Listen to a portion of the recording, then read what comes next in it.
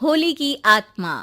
बचपन से शहर में रहने वाला मनोज इस साल होली की छुट्टियों में अपने गांव दुर्गापुर वापस आता है, जहां उसे देख पूरा गांव खुशी से झूम उठता है। जब गया था तब इतना सा था और अब देखो कितना बड़ा हो गया है। हाँ सरपंच जी, जब मैं गया था तब आप भी बहुत जवान थे और अब देखो कितने बूढ़े हो गए हैं आप। चलो चलो, बढ़िया है। बच्चा घर वापस आ गया। इसी खुशी में आज रात पार्टी होगी। क्या बात है, गांव में भी पार्टियां होने लगी। वैसे अगर पार्टी की बात है तो आज क्यों सीधा होली पार्टी करते हैं। होली पार्टी की बात सुन चहल पहल में अचानक सन्नाटा छा जाता है, जिसे देख मनोज को कुछ अजीब लगता है, लेकिन तभी सरपंच बात पलट देता है। अब बहुत देर हो गई, चलो सब अपने घर चलो, पार्टी के बारे में कल सोचेंगे।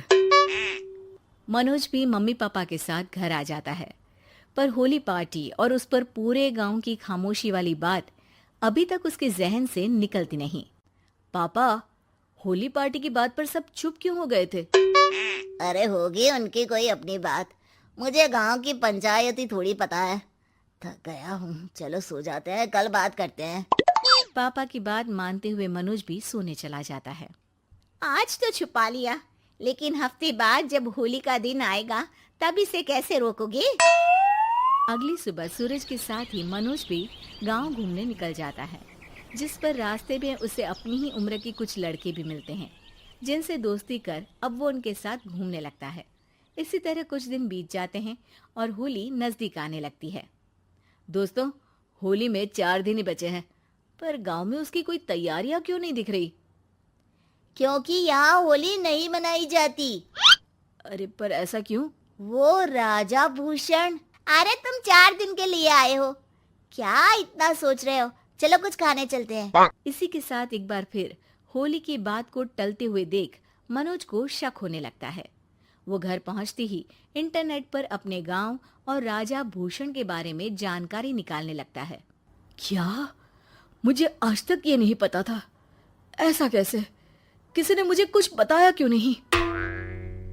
सारी जानकारी लेने के बाद मनोज गांव वालों या अपने मम्मी पापा से कुछ पूछे बिना खुद ही उसकी सच्चाई के बारे में छानबीन करने लगता है, जिसके चलते वो राजा भूषण की हवेली में पहुंचता है।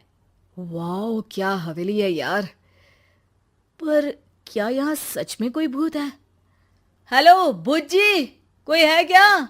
हम इस साल गांव में होली सेलिब्रेट कर रहे हैं, क्या आप उस पर थोड़ा इंटरव्यू देंगे? मनोज के ऐसा बोलते ही गांव में तूफान उठ जाता है और हवेली में रखी सारी चीजें हिलने लगती है। एक अदृश्य शक्ति मनोज को धक्का देकर हवेली से बाहर निकाल दरवाजा बंद कर लेती है। ये सब देख मनोज हैरान रह जाता है। क्या अभी मुझे हवा ने धक्का देकर बाहर निकाल दिया? मेरे होते हुए इस गांव में कभी होली नहीं मन सकती, इसलिए दोबारा ऐसी कोशिश भी मत करना, अंजाम बुरा होगा। आवाज सुन मनोज हैरानी से इधर उधर देखने लगता है, पर उसे कोई दिखाई नहीं देता। वो गांव वापस आ जाता है, जहां तूफान की वजह से सब कुछ तहस महस हो चुका होता है। आखिर ये तूफान आया कैसे?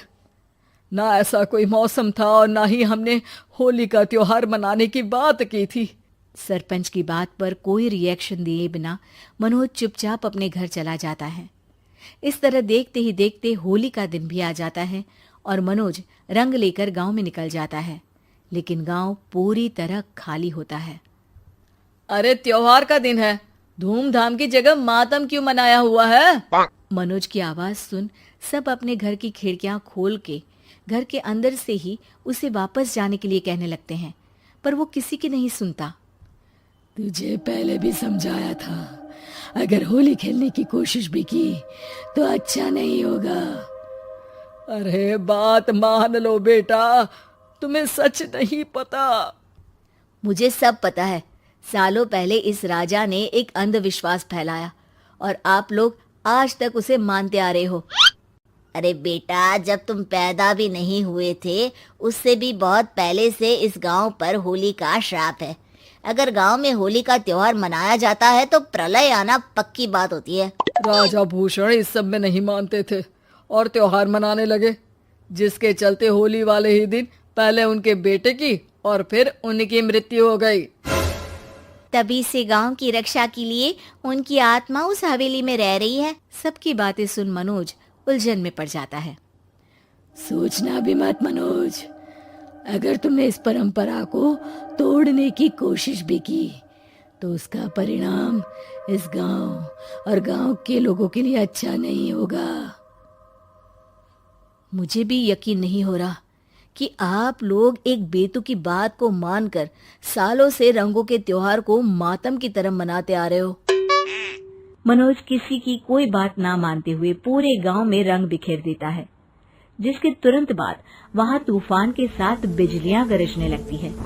अचानक मौसम में ऐसा बदलाव देख जहां मनोज कंफ्यूजन में आ जाता है, वहीं गांव वाले डर से सहम जाते हैं।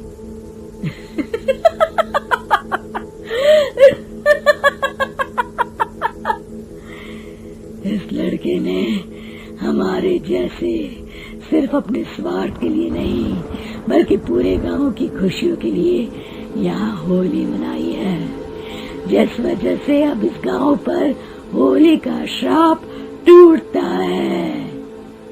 ऐसा बोलकर राजा का भूत वहां से गायब हो जाता है, जिसके बाद गांव के लोग धूमधाम से होली मनाते हैं।